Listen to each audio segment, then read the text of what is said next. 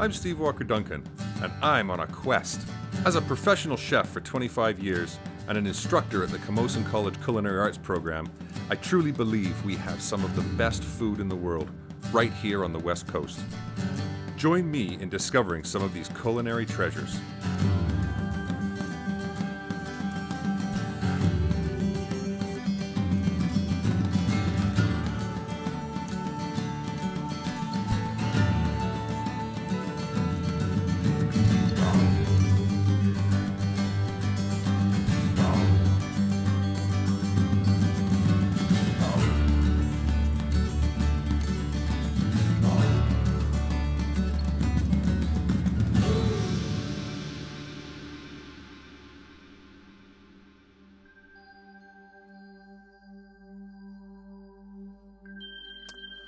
Due to the intense pressure and stress that I'm subject to bring you, the viewer, flavors of the West Coast, I've decided to come to the O Spa at the Old House Inn in the Comox Valley to have a little chocolate smeared all over my face, which is a nice change from eating it.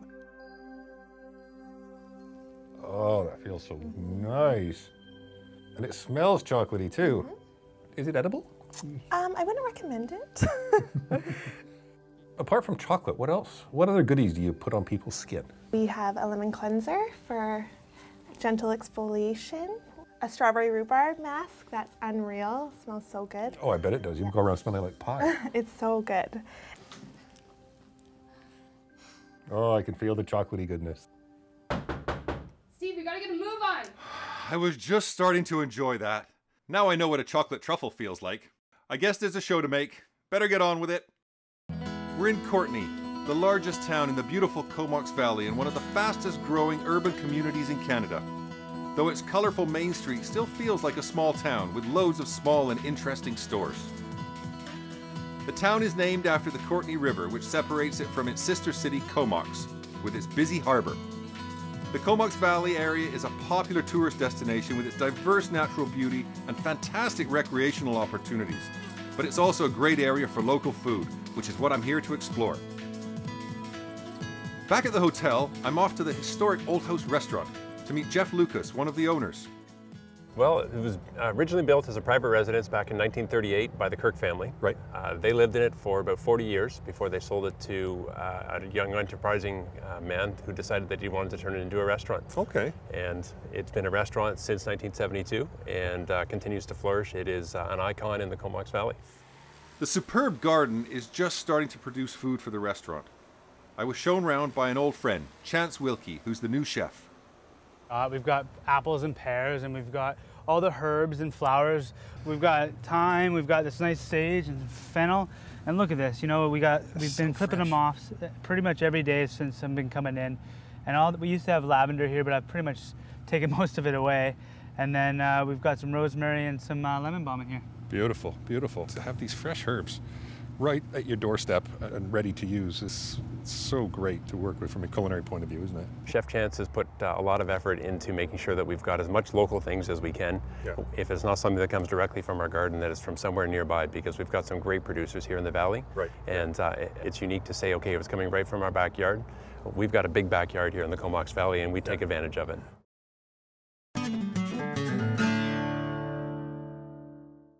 One of the best known of the Comox Valley farms has to be Beaver Meadows Farms, home of award-winning natural pastures cheese. I'm at the farm with Edgar Smith, but we're hunting for something much more exotic. Wasabi! Wow, this is really tucked away, isn't it? Yeah, so there you see the wasabi. It grows under the understory of the forest. Yeah, it's almost swampy kind of conditions. Yeah, you can see the soil's drying out, but it's usually a very black, peaty sort of a soil. It's beautiful looking soil, isn't it? Great soil. Just grows wild, like you'd think it would grown here forever. It's adapted to this environment. Okay. And it... but it was introduced here by... It came here interesting about story? 20 years ago. I practiced Tai Chi for about 30 years, and my Tai Chi master was from Taiwan, and they grow it in the mountains in Taiwan. So we brought some here to see if it would grow. And so we tried all different environments, and this is the environment that we found that it seems to adapt in, and it does well. The only thing that seems to have it is the odd hole. Slugs will eat it, but they don't damage it. I guess they get a little bit of wasabi and it, you know, it's too strong for them and off they go. But it, you can see it has a rhizome. We'll pull one up here. It takes about 3 years to grow mature. This is about a half-age wasabi plant. Okay. And it has its roots, and then it has the rhizome and the stem and the leaves. And the rhizome is what normally you'll see where somebody has made a green paste or with sushi or sashimi or something like that. But we actually use the whole plant. We use the roots and the stems and the rhizomes and grind it up, and we make our wasabi cheese. The farm also produces cranberries and organic free-range beef, but for me, the highlight has to be the cheese. Luckily, Edgar has some samples for me to try. This is our latest gold medal winning cheese for Canada. It's a smoked boerenkaas. Oh, and having lived in Holland, I love the boerenkaas. It's an aged, isn't it? And in the middle here we have our Comox Camembert, which is another Canadian champion. This is your real award winner, isn't it? And that's the one that also won the World Cheese Championship. Okay. And all of these here have won Canadian champions. And I know when the judges gave us our first Canadian championship for a Camembert, they said this is the flavor that they recognized in somewhere like in Normandy 30, 40 years ago on the edge of the Atlantic Ocean before industrial rain got into the Europe and the soils didn't have that pristine flavor anymore. Right. This is the beginning of it, this grass and the special flavor from the soils here right along the coast of the Comox Valley have brought that flavor which people now recognize the world over as Comox Brie or Comox Camembert. Edgar, along with his brothers, are the third generation of Smiths who have farmed Beaver Meadows. It's a great example of sustainability and the world-beating quality that we can enjoy from local food producers.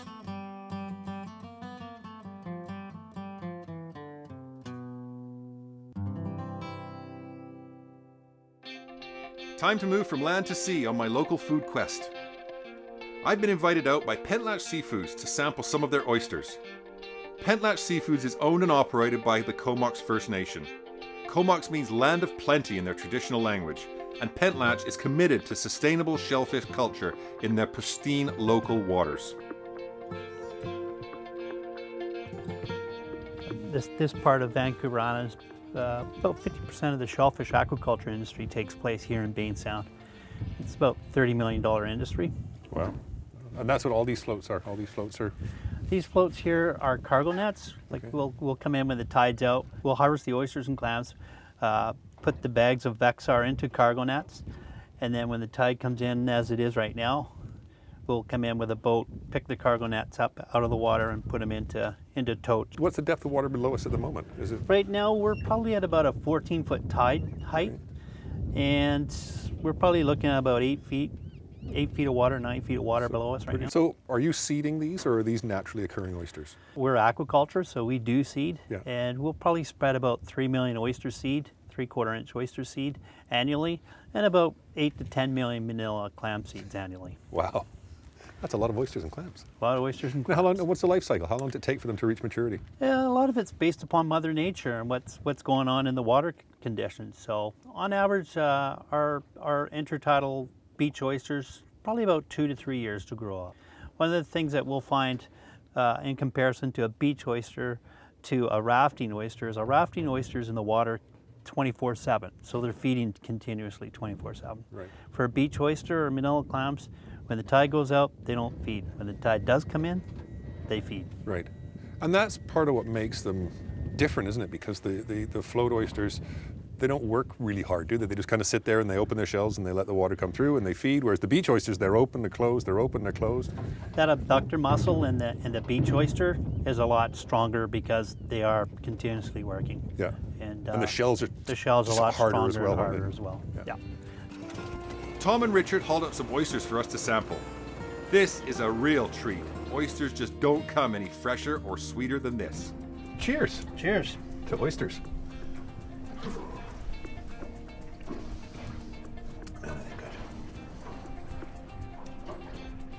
Those are sweet oysters.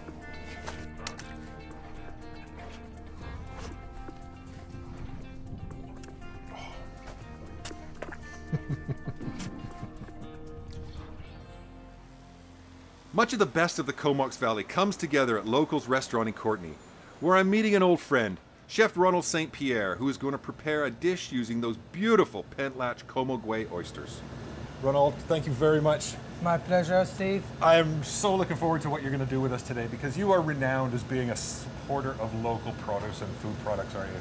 Well, I like to, and I really like to support the local scene because, for one thing, the food and the produce that I am able to get from the Comox Valley is just amazing. So the quality is really, really nice. You have to realize that every time that you support somebody locally, you know, 90% of the money you spend stays in the community, area, doesn't it? Yeah. So it makes good financial sense as well as good culinary sense. Yeah. What are we doing today? I noticed we've got some of these beautiful oysters. We have a beautiful oyster here from Comox. Yeah, I'm just gonna cook the outside, and it keeps the inside nice and still very flavorful. Right. So if somebody doesn't have a torch, you could of course do this under your grill at home. You can cook them on a barbecue, on a really hot barbecue, or you could do it under the broiler in the oven. Yeah.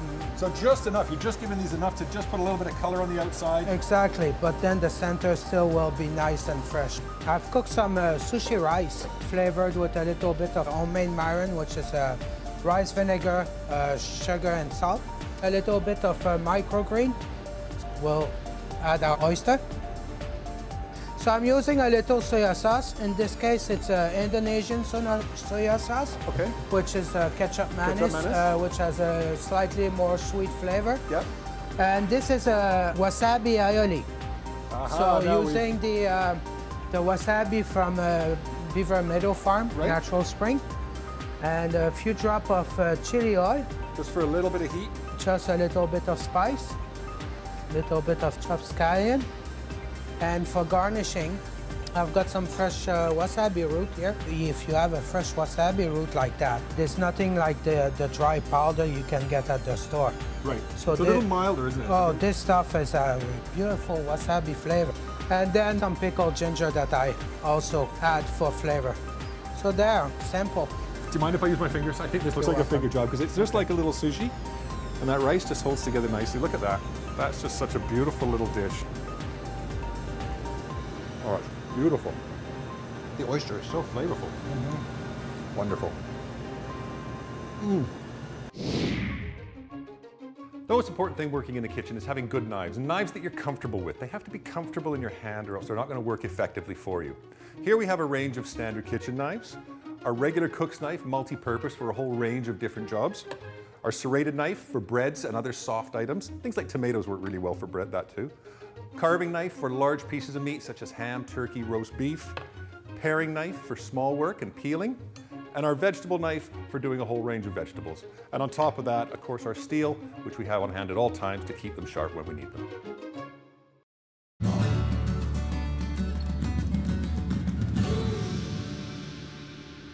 After all that beautiful sunshine in Courtenay Comox, we decided to bring our kitchen outdoors this week, and we're on the deck with a beautiful new barbecue, and I'm delighted to welcome Elizabeth May. Thank you. Green Party of Canada leader and the first ever Green Party MP in the Commonwealth, isn't it? Well, no. The Commonwealth, we had Carolyn Lucas as leader of the Greens in the UK. Right. And she won last year, her seat in Brighton Pavilion. But I am the first elected federal Green in Canada or the US. That's fabulous. It is pretty fabulous. Congratulations. Well, thank you, Saanich Gulf Islands. The thin end of the wedge. This is the start, isn't it? That's right, it is. Of course, you know that my real ambition is to have my own cooking show. We can help you with that. Yeah. We can go. I tell you what, I'll be Prime Minister. You have a cooking show, and we're good to go. Well, you can't stand the heat. Get out of the kitchen. That's what we're doing today. We went and we harvested some of these fabulous Comoguay oysters. And we're going to cook these really, really simply on the barbecue today. What I've got is I've got a cedar plank. Okay. Now you have to soak these, so soak them in cold water for a couple of hours first, because otherwise they just catch on fire, and you've got good point. You've now got smoked oysters, and that's not what we're going for here. I've got some sea asparagus, Yes. which is beautiful. It's got that little bit of saltiness, that brininess to it. I've just blanched it off real quickly in some boiling water, about 30 seconds, and just poured it on the cedar plank. And what this is going to do is kind of hold the oysters from flopping around, and then we're going to use it at the end as a little bit of garnish on the top. So we'll get the cedar flavor through, but the oysters will all be. So what we've got here is we've got these beautiful oysters, and all I've done is I've just scrubbed them clean, and all we're going to do is just put them. Now you're looking for that deep cup. You see how the bottom has a deeper cup, the top is kind of flat. You want that cup down because that's where all the oyster liquor is. So we're just going to, if you want to grab a couple of those, and we're just going to sort of sit them on there and press them down into the sea asparagus. And we're not taking the lid off of them? We're not shucking them first? These are going to open on their own. Of course it's just they like are. magic. Now I've got my barbecue as high as it'll go. Okay, full steam. And let me just take this whole thing, drop it right on there. Easy. Close the lid. Now you don't even have to do this. You can put them directly onto the grill of the barbecue. In fact, I'll tell you what, we've got a couple extras here, and we just put them straight on, and the grills of the barbecue just kind of hold them steady. That's perfect. We can just leave those in there. Now the ones on the plank will take a little bit longer because the heat has to come up through the plank. Right. Those first ones, a minute and a half is all they'll take, and the lids will just pop right open. Saves you all that hard work. That's right, and you don't get the shell. You don't get the scraps of shell in there. So how is Ottawa? Ottawa has been very, very interesting. Of course, I had the almost a month of June, where the House was in session, and we had, boy, it was a very tumultuous session. I ended up having a number of times where I was the only one on various issues. But of course, everything that happened in the House of Commons in June is overshadowed by losing Jack Layton. So, from an outsider's perspective, Jack Layton seemed to be quite well liked, didn't he? Yeah. He was a nice man. Yes, he was well liked, and people would be surprised, for instance, that he worked a lot with Stephen Harper. So the Prime Minister's response, which I thought was very gracious, to say this should be a state funeral. That might have surprised some people. It didn't surprise me at all. I knew there was a real connection there. You can hear a little sizzle going on here. So we have a peek in here and see what's going on. Opening up yet. Okay. So what we're going to do is I'm going to grab my tongs. So you can see the liquid just bubbling out of the side here. Yeah, that would be one of the ones that's going to be first because it wasn't on a plank. That's right. Now, so you do have to do a little bit of shuffling. You do have to just get the tip of your blade in there. There we go. But because they're cooked slightly, they open a lot more easy. And there we go. Look at that. Look at that. Would you like to try Yes, a sure. freshly barbecued oyster? Oh my gosh, what a in treat. all its glory. No seasoning, just the natural sea salt in there. Oh, just the broth is delicious. You really can't beat that. Same sort of principle. What's happened is these are starting to cook a little bit. That abductor muscle is starting to contract, and it's starting to release. That little connector in the back there will open up nice and easily. So all I'm going to do is... I mean, they're so good just like this. Yep, they are. They're fabulous. But obviously, you have much more in store We're for going to them. do something a little bit special with these. So all I'm going to do is just pop the tops off of these. And these ones are a little bit bigger, so they're easier to work with. Now, what I'm going to ask you to do, Elizabeth, we've got a little bit of grated ginger here. Okay. If you want to just put a tiny, tiny little pinch on each one. Okay. Put a little bit of natural pastures wasabi cheese on this. But has anyone in the world ever made wasabi cheese before? Do you know? I don't pastures? know. I don't know if I've never come across it on my travels. So I'm going to follow you on just a tiny little bit. We've got some sea salt. I just love ginger. And we're just going to put a couple of grains of salt on each one. And then there's our wasabi cheese. Amazing. Already grated. You're more than welcome to. Thanks. It's very mild. It's not like the sushi wasabi, which blows your head off. Very mild. And then we're just going to take, literally, again, just a tiny, we don't want too much. We don't want to overwhelm the oyster. So this is almost like a variation on Oysters Rockefeller in some ways? This is exactly where the inspiration came from. I was really sort of thinking along Oyster Rockefeller when I came up with this. But of course, Oyster Rockefeller is a pale comparison to oysters a la Steve. Oyster Rockefeller may hold their own in New York or some of the big cities, but when you're on the West Coast, you really with wasabi cheese, have to utilize what we have here, don't you? Yeah. So there's our cheese going on. And again, you notice I've just put literally 2 or 3 strands on each one. And then that will go back in the barbecue for 2 minutes, just enough to melt that cheese. There we go. So I know you've been asked this before, but how can you make a difference as one person in an assembly of 300 and how many? 308. 308. I shall tell you the funniest thing. My seat number, I'm in the far back corner of the House of Commons. Yeah. And there are 308 MPs. So guess what seat number I have? You must have 308. I have 309. So is there a ghost seat somewhere? Well, I think it's sort of like platform 9 3/4. I think they've given me a spot that allows me to do more than just for you. And what I've found so far is that I can make a huge difference. On a lot of motions in June, what they wanted was unanimous consent. I gave my consent if I thought it was appropriate, but where I thought bills needed to be studied before they were passed, kind of basic notion as far as I'm concerned, I would object. Yeah. And then they couldn't move ahead. Yeah. I'm allowed to stand up and speak every day on local petitions or national petition issues that come to me. I'm allowed to stand anytime on a point of order, and if it's and I raise real points of order. I don't use it as just an excuse to stand up. But so far, and of course the argument for greater civility and decorum in the House is one where I really think I'm already making a difference. One of my top goals as someone in politics who's new to politics is to change political culture. Yeah. And this is an opportunity for that. Yeah, I think it is. It's a great opportunity. Speaking of opportunities. Oh, good look segue there. Look at that. So we oh do. my word. Now I'm just going to grab That's just beautiful to look at too. And of course, what presentation? The plank also protects the oyster so that they don't get too hot. You can see they're still moist, they're still juicy. So one last thing to do. Okay. We just want to grab a little bit of sea asparagus and just put a little bit on each one. The sea asparagus that was under the oysters has also stayed moist. Fine, and there we go. There is our Courtney Comox Como Guai oysters. Gorgeous. With sea asparagus and natural pastures wasabi cheese.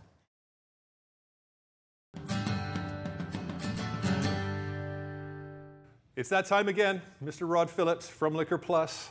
We've got sea asparagus, wasabi cheese. What can you do for oysters and all those strong flavors? You know, I love oysters. I'm a big fan of oysters. As a wine guy, though, it's kind of natural. You kind of have to, don't you? You do, because that's what we do on Friday afternoons, to sit around and drink wine and have oysters. So you need something that's going to pick up the weight. Yep. You need something that's going to pick up the briny quality. Yep. And if you're barbecuing them, there's add a little bit of sweetness to it. So I've selected 3 wines here that will work with each of those kind of components. The first of which is the Stoneleigh Sauvignon Blanc. Now there's a great deal of... And of course this has come all the way from the southern New hemisphere. Zealand, and if you know, New Zealand is another great place for oysters, as you may know. This has got lots of minerality, citrus, that is so fresh in the palate. Beautiful. That is so ripe. A similar kind of style is the Cedar Creek Pinot Gris. Now this is a little bit older. This is the 09 Pinot Gris, a little bit older. So it's about a year older, but I think it's had enough time to really come to grips with its natural acidity. Again, a beautiful, beautiful, balanced, rounded flavor. Yeah, I'm sure you and Elizabeth would have enjoyed this on the patio. And if you called, I would have been over there. Next time. Okay, all right. No worries. Now here we go with, we're going red wine here. Oysters. Yeah. People would not normally put red with oysters. Now here's the thing about barbecue. Barbecue, the temperature of a barbecue generally has a tendency to caramelize some any of the sugars that are in there. So I went on a limb, and I thought Pinot Noir. When I've barbecued oysters in the past, I've gone with a Pinot Noir, and it's been fabulous. Again, you need that silky texture is really going to work well with the oyster. Cassini is probably one of the best Pinots on the market, especially when you look at it, it's under $20.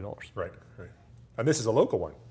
Mm-hmm. Again, beautiful, beautiful, nice, crisp. For a red wine, it's got that crispness to it, and it's light, but it's got body and flavor. It's still caressing the back of your palate. It is sensuous.